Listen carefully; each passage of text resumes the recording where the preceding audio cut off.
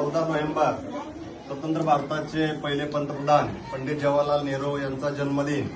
हा जन्मदिन संबंध देशभरामध्ये या ठिकाणी बालदिन म्हणून साजरा केला जातो.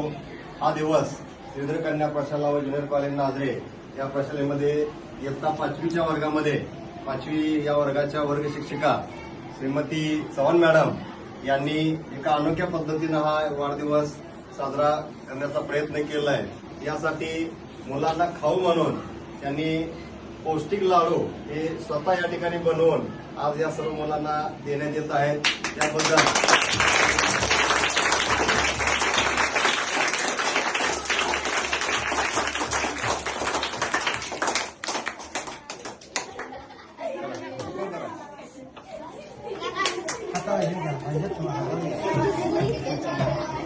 अरे वा, छान छान.